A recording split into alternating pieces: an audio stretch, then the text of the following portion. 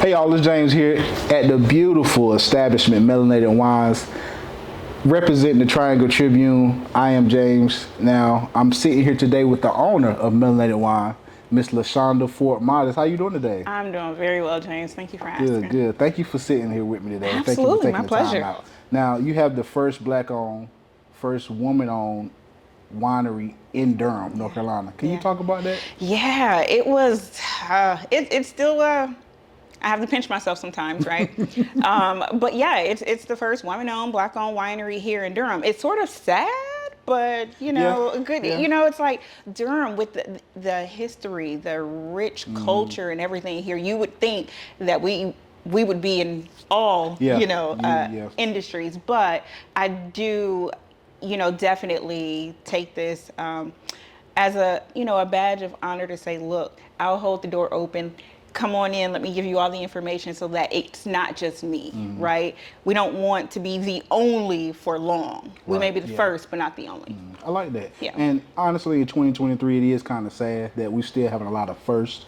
But like you said, we just keep pushing and just open the doors for people. Absolutely. Now, the motto, Uncork the Culture.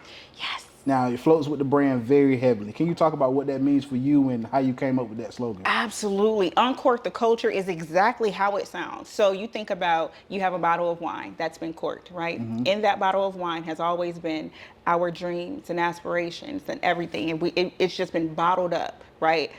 Uncorking that culture, removing it is like we are literally removing all boundaries internally, externally, and we're saying nothing is going to hold us back. We're going to go forward and we're going to represent in every area we possibly can to continue to inspire others. So uncorking the culture means exactly that. And we came up with that because we knew Melanated Wine, the name in itself is so rich and so pure. You had to have a tagline that really spoke to that. So saying uncork the culture, we knew it was something about the culture, and understanding what the mission is. It just came. It just really flowed. Uncork the culture. I like that. I love that. So why a winery? Out of all things, what inspired you to, I guess, even have the dream of wanting a winery? Yeah, I would say the winery really wasn't the dream. It sort of came, right? It was more wanting to show up in an industry and represent us. So I love wine. I love everything about it. But the wine industry, the alcohol industry is very broad. So I knew that I wanted to come into this industry and represent us because it was so few. It's less than 1%. Less than 1%. Wow. And it's like, I knew I wanted to represent us. I wanted people to be able to see us and see our brand and feel like you can go to a store or to our website and find a wine that you can connect with that maybe has some history, behind it and purpose, right? And a mission to continue to move our culture forward. So, the winery sort of came along with wanting the brand. We knew we wanted the brand, and it's like, okay, along with that, it needs to be an official winery. Because I don't sit on a vineyard, it's now an urban winery. And urban just means, that term is an official term, and it just means that we don't sit on a vineyard with hundreds and hundreds of acres. Okay, got you. So tell me about, the process of even finding a vineyard that you are comfortable with. Yeah, it takes a lot of research before even contacting, trying to figure out their brand. And if you feel like, your paths can align in some way, shape, or form. So it really, truly is about just sitting back, observing, and then, connecting. And, I will say that everybody in North Carolina, all the vineyard owners and winery owners have really welcomed me with open arms and been very resourceful and helpful and everything. So it hasn't been hard, just still understanding that you can't work with everyone, but just, it's been great, really. It truly has. Just the process of figuring out what sort of wine do I want to come out with the next harvest year, Oh, okay. Yeah. That far in advance. Yes. Okay. Oh, yeah. This is way in advance. Harvest season is every October, and they're, getting everything together. Stuff will start to bud in the spring, so you have to really know all of this a year in advance. So you're going through that process now? Yes. Wow. Okay. So how do you know when a wine is ready? So for me, I depend heavily on who I call the mad scientist, which is the winemaker. I'm more of a negociant, where it's all of my flavors and everything that we work together to bring to fruition. He is the mad scientist, and he has all the science background to say it is ready. I can only say it's ready from a flavor component. When I taste it, I'm like, this is exactly what I want. Okay. If it needs time to finish the rest of its process, he's the one that takes care of that. Wow. Okay. So how would you know, versus your taste versus a customer's taste? How would you know what other people will want? I don't. I truly only know what I want and what I like, so I put that out, if that makes sense. I got you. And it goes the same with, the type of events and the types of things that we do here. I sit back and I try to, for so long, I have been a customer, right? Mm-hmm.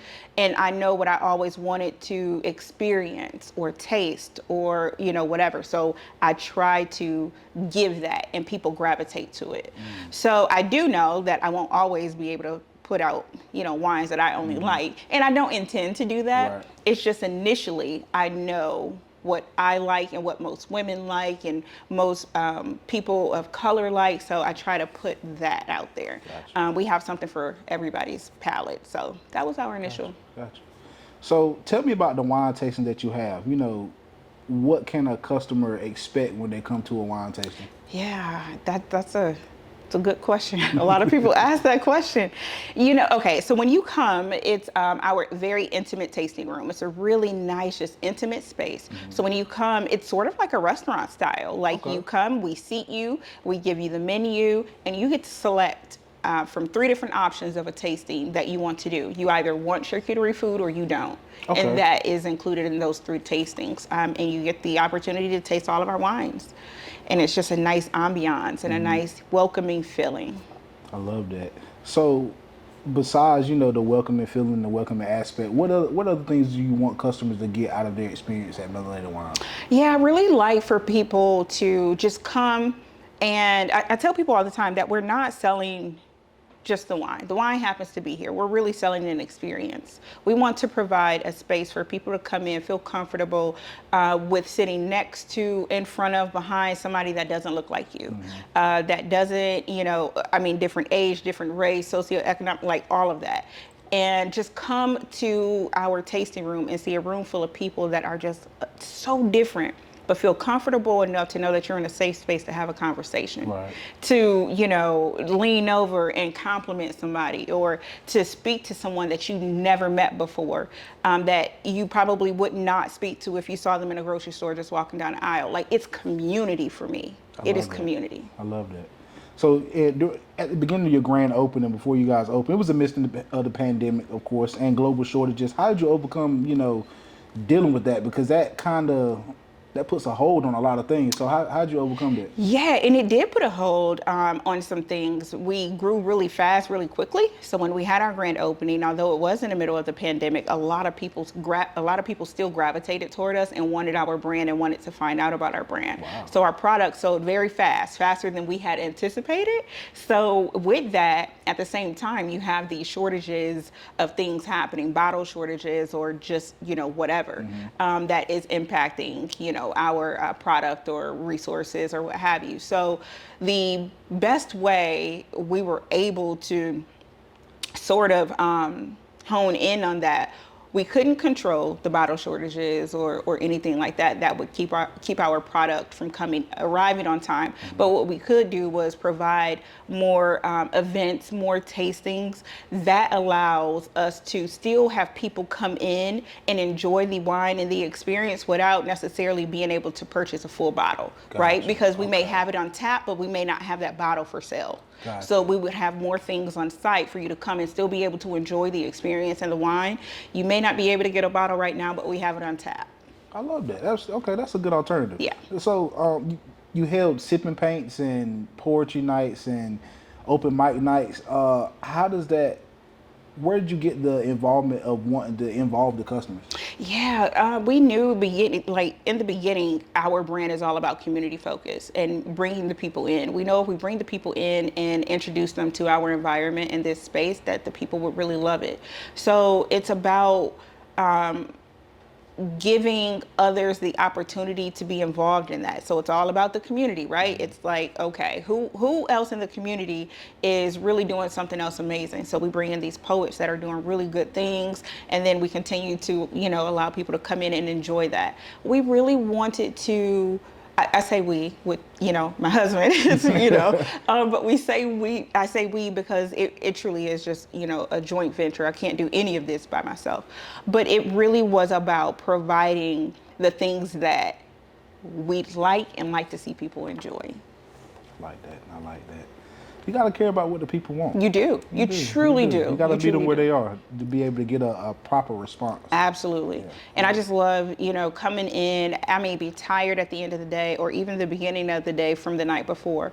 But every time I come in here and I serve a customer and to see the smile on their face and the enjoyment and to hear their feedback and their experience just makes it all go away for me. Right. It is just the most beautiful thing in the world. I love that. So have you been able to, I also read that you were a clinical research manager before. Were you able to let that go and do this full time yet? So not a clinical research manager. I was working in clinical research. Okay. I did. Yes, that is over. Okay. That was over a month after actually we opened. Yeah. That's great. That was a month after we opened. So the two didn't intermingle for long. I love that. I love that. Chase your dreams. Yes. Chase your dreams. Yes. So who is Lashonda as a person outside of wine? Yeah, Lashonda is a very resourceful, enthusiastic young lady. She is just, seriously, she's a giver. She truly enjoys people and wants the best for everybody. And I think people see that and can feel her energy and gravitate to her. And in that, I'm just re-energized all over again. I truly care. I have a heart for people and just people succeeding and being, the best them that they can be, because that's what I'm working toward every day, being the best me that I can be. I love that. So what's your personal favorite wine, either in general or here? Ooh, how dare you? So I don't have a favorite, right? That's sort of like asking which of your kids are your favorite. They're all my babies. All these wines are indeed my babies, and I spend an equal amount of time with all of them. It truly depends on what I'm eating, what the mood I'm in, what time of day it is. I will say, more often than not, at the end of a work day, when I am home and I am like exhausted and probably ready to take a nap, it is our red blend, which is a Cabernet Franc and a Syrah. And that's only because it puts me to sleep.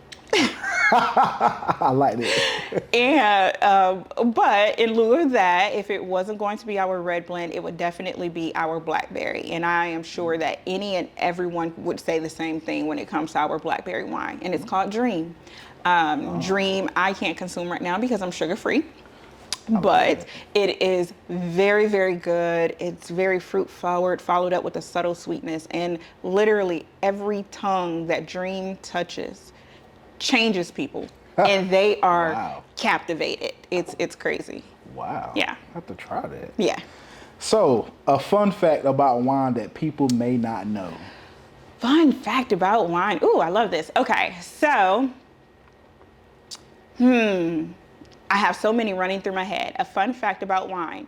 The oldest known winery was found in Armenia. Oh. And it was 4,000 BC, before Christ. Archaeologists found fermentation of seeds and vines and everything. Wow. They believe it started way before then, but they could only date it back to 4,000 BC. Yeah. I love that. Armenia. I like that. That's a good one. So, Miss Fort Modest, thank you. I appreciate your time. Absolutely, pleasure. Let everybody know where they can come and, I'll remind them.